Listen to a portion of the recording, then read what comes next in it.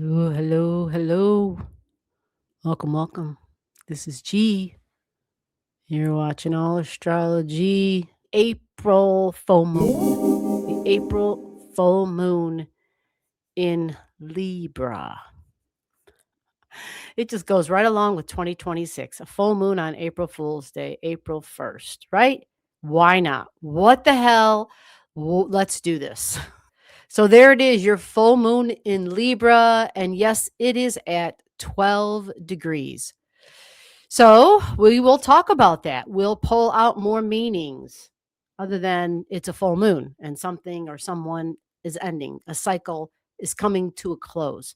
So foreigners, foreign lands, foreign countries, foreign languages, institutional energy, higher education energy is Jupiter.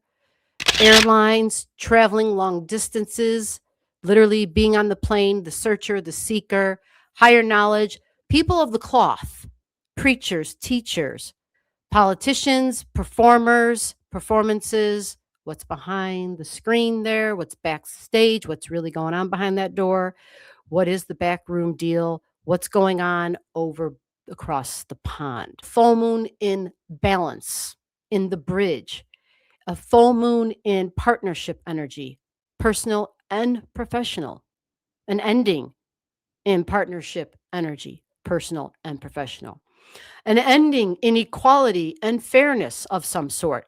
This ending, this closure, this cycle that's done and completed is really focused on Pisces energy because it's at the number 12. So institutional energy. Now, in the last couple of weeks' videos, I've been talking about likely somebody else being fired, whether it's the head of Department of War or the head of the DOJ. A lot of things happening, and people at the top, seeing how it's not favorable, and so they got to get rid of somebody. Somebody's got to take the fall.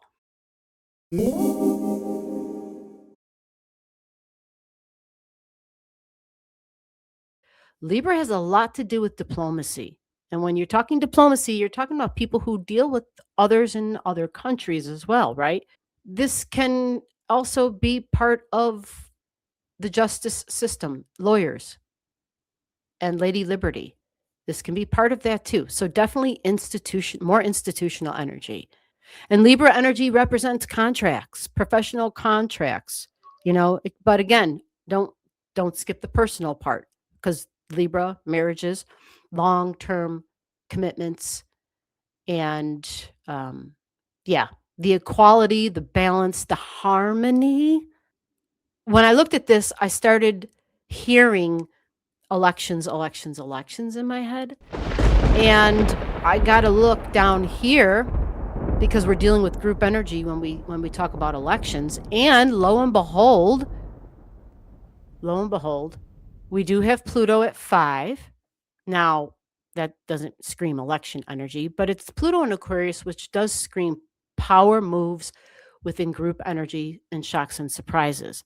And this can be technical, electrical, digital. This is using man-made stuff technically, right? But it's also energy in general. And Pluto in Aquarius can be that whole supply chain and the oil industry and the supply or the lack of crude oil. Alternative partnerships, group energy, but this is systems, major systems that are global systems that are set up. So there will be a change. And with Pluto there and the partnerships, this would be unlikely partnerships, disruptive partnerships, but there's going to be a lot of power involved, and power in terms of who's holding all the cards.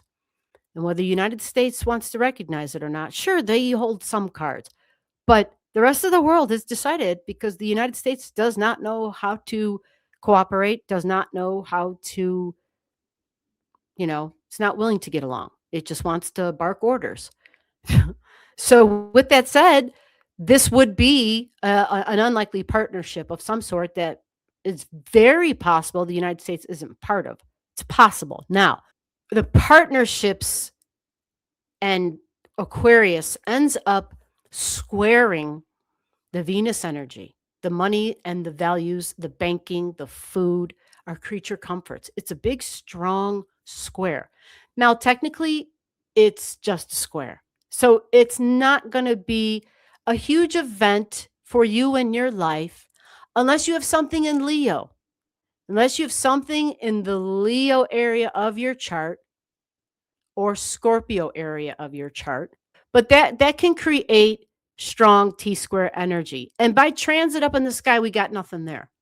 But this right here shows us stress and tension in our values. And why am I pointing out this? Why am I talking about it? Because this is supposed to be about a full moon, an ending. It is, but the ruler of the full moon is Venus, you see? So to get the answers, we just go right to the ruler, and it's Venus. And that's what we're looking at, Venus. She's in Taurus. Venus is strong in Taurus. On this day, she's at 2 degrees. So banking comes in big time here. Banking, natural resources. This is like kind of at a critical point too at the time of the full moon, because the Venus at 2 degrees and 59 minutes is about to flip to 3 degrees. Financials, the financial market, okay? Your cash, the dollar. It is all of that. So there's some stress and tension there with partnerships. Money, values, desires, love, income. How do I receive? Self-care, self-love, stress and tension. And so that stress and tension will be felt within relationships, professional partnerships, because the Venus in Taurus is the Venus that's at the table for this full moon. This Venus who's frazzled and who's a little under some stress and tension.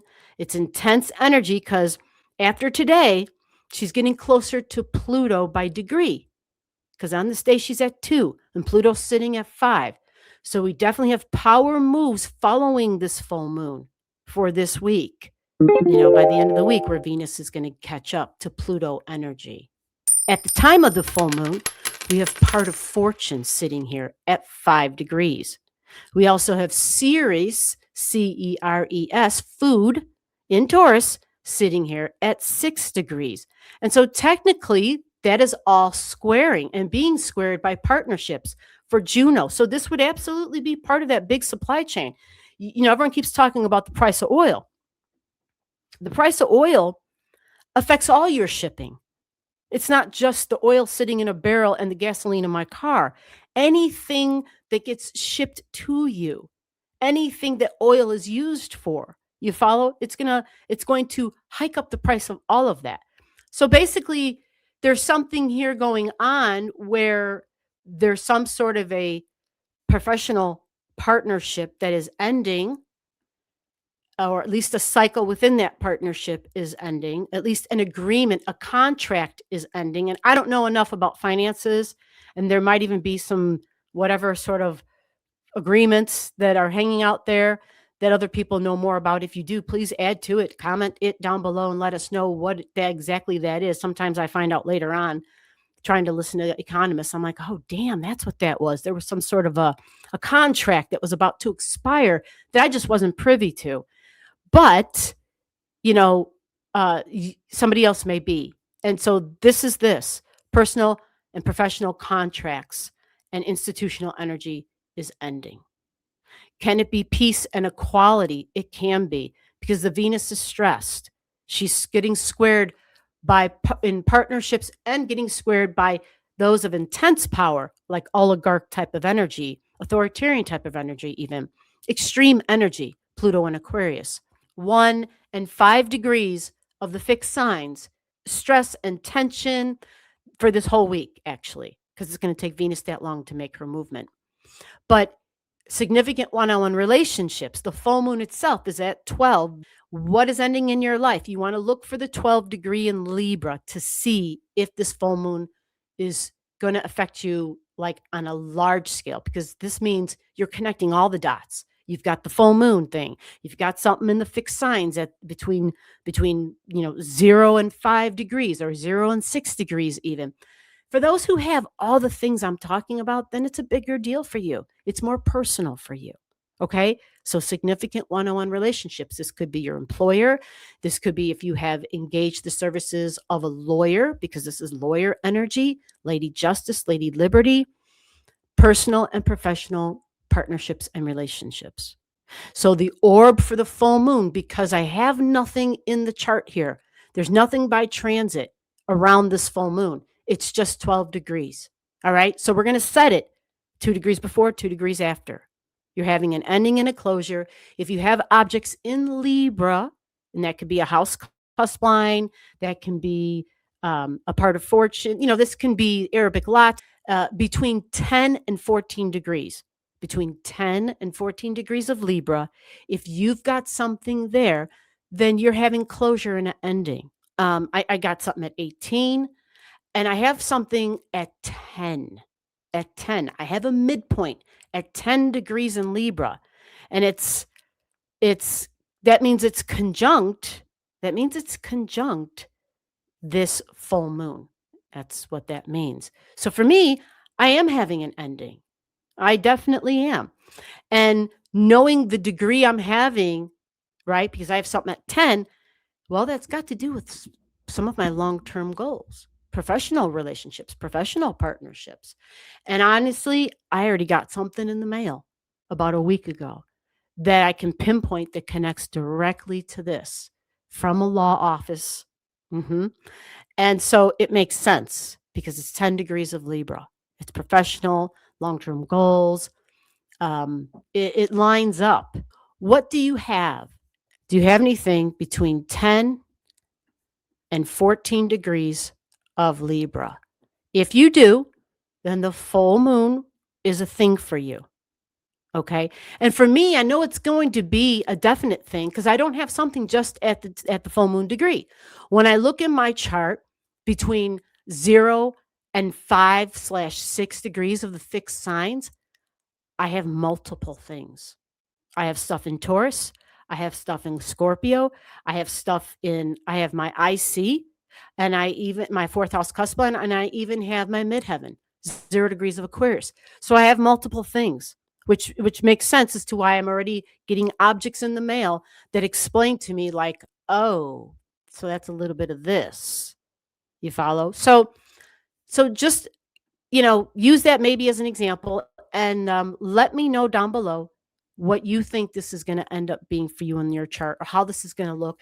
And if you think you're seeing something already, usually with full moon energy, the teaching is to go to the opposite energy. And Libra tends to be a little on the indecisive side, right?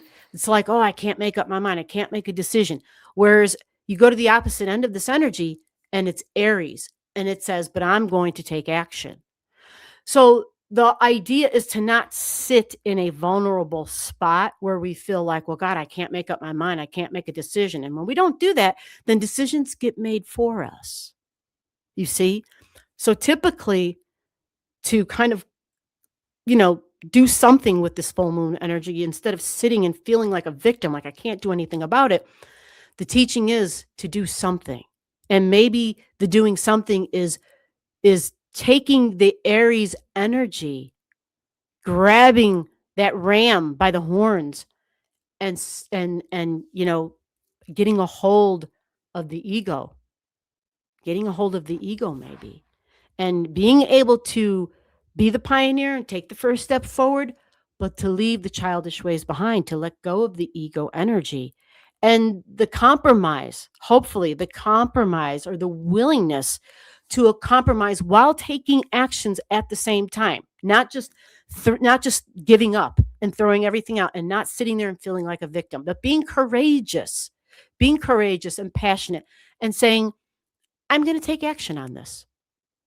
It might not be perfect, but I'm going to do the best I can. I'm going to be optimistic about it, and I'm going to take the step I'm going to take the next correct step in a direction that is thinking about my future, but not just about myself only.